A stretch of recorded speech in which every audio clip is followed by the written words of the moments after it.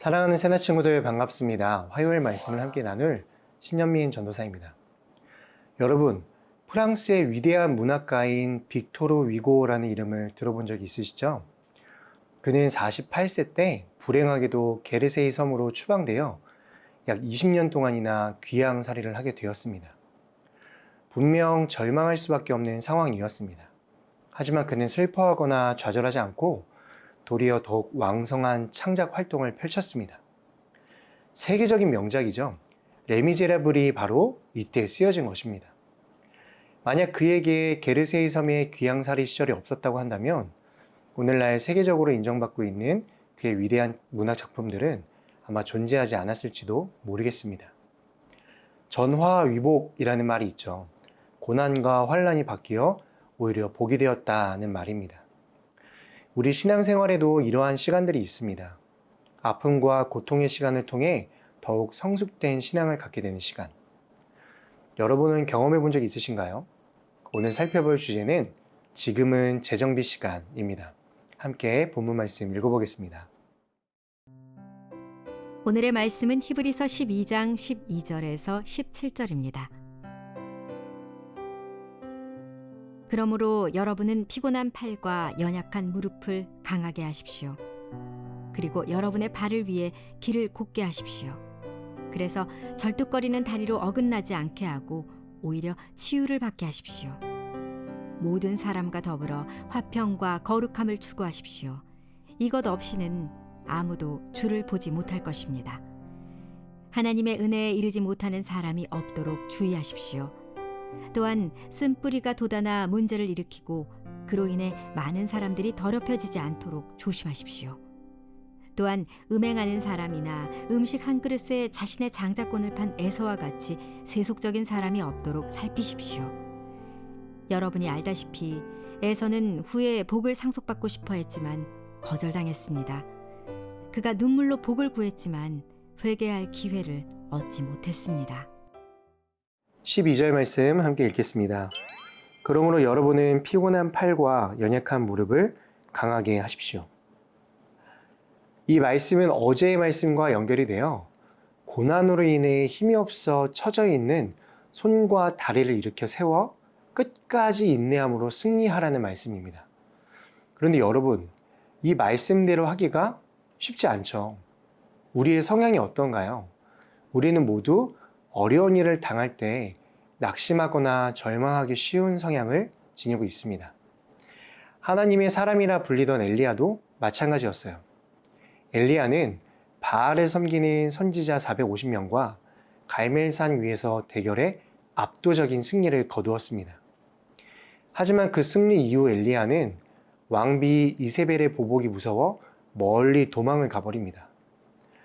누구도 상대할 수 없을 만큼 담대함으로 똘똘 뭉쳐있던 그가 이세벨의 위협에 겁을 먹고 마음이 약해져서 로뎀나무 아래에 누워 하나님께 차라리 죽여달라고 간청을 합니다. 무쇠와 같던 믿음이 한순간에 곤두박질치는 영적 슬럼프에 빠지게 된 것이죠.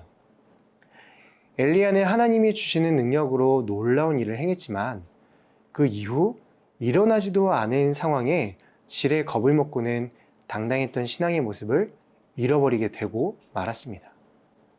여러분, 엘리야의 모습을 상상해 보세요. 그가 하나님을 신뢰했습니까? 아닙니다.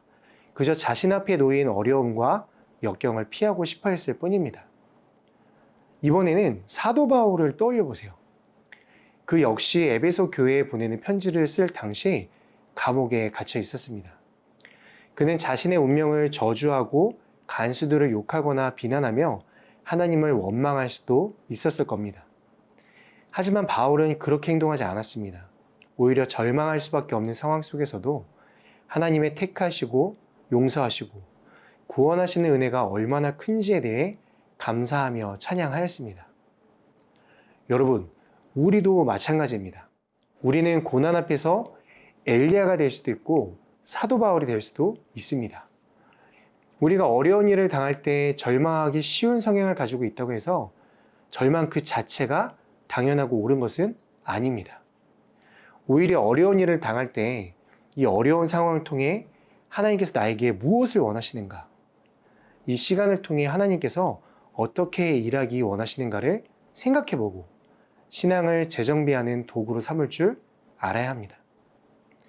사랑하는 새나 여러분, 고난 중에 영적인 무기력함이 찾아오더라도 여러분의 절망을 소망으로 바꿔낼 수 있어야 합니다. 여러분의 팔과 무릎을 강하게 해야 합니다. 그럴 때 하나님의 놀라운 도우심과 인도하심을 경험하게 될 것입니다.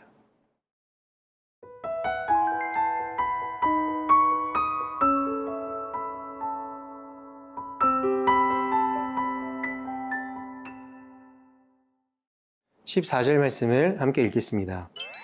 모든 사람과 더불어 화평과 거룩함을 추구하십시오.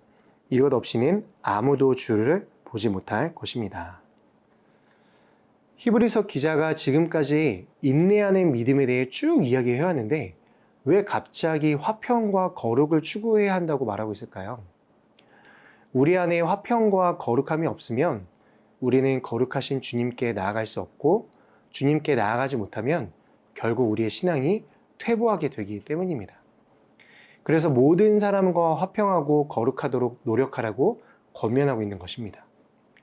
이어서 15절과 16절에서는 화평하지 못하고 거룩함을 지키지 못하면 왜 주님께 나아가지 못하는지, 왜 주님 안에 거하게 될 수 없는지를 설명합니다. 그 이유는 화평에 반대되는 분열의 쓴뿌리를 퍼뜨리는 사람과 거룩함에 반대되는 음행과 육신에 속한 것을 탐하는 사람은 결국 회개할 기회를 얻지 못하고 사망에 이르게 되기 때문이라는 것입니다. 에서가 그랬던 것처럼 말이죠.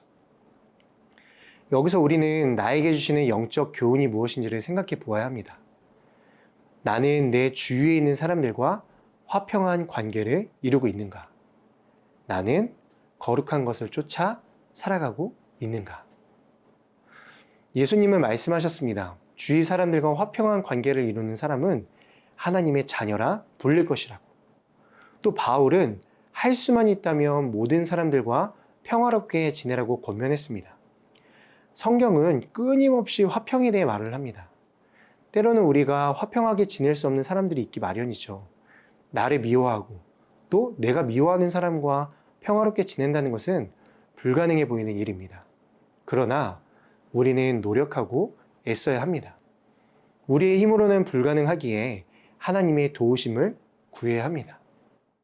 내 삶에서 다툼과 시기와 미움과 분열이 떠나갈 수 있도록 평화를 전하는 자가 될 수 있도록 우리는 기도해야 합니다. 또한 거룩함을 위해서도 노력해야 합니다. 내가 보는 것, 듣는 것, 말하는 것, 생각하는 것, 행동하는 것 모두 세상과 같아서는 안 됩니다. 구별되어야 하고 구분 지어져야 합니다. 우리 신앙생활에 있어서 무엇보다 중요한 것이 바로 거룩입니다. 이 거룩이 무너지면 하나님과의 교제가 무너지기 때문이에요. 사랑하는 새나 여러분, 나의 모습을 돌아보며 내 믿음을 한번 점검해 봅시다. 영적인 무기력함에 빠져있진 않은지, 화평함을 잃어버리고 거룩함을 잃어버려 은혜를 누리지 못하고 있는 상태는 아닌지, 잠시 멈추어 우리의 믿음을 재정비하는 시간을 갖는 하루가 되었으면 좋겠습니다. 이러한 시간을 통해 하나님이 주시는 회복이 여러분의 있기를 주님의 이름으로 축복합니다. 거룩하신 하나님, 나의 믿음을 점검해 봅니다. 내 안에 정결한 마음을 주시고 화평케 하는 자가 되게 하셔서 다시 한번 하나님과의 친밀한 교제를 회복하는 은혜가 있는 하루 되게 도와주세요. 예수님의 이름으로 기도드립니다. 아멘.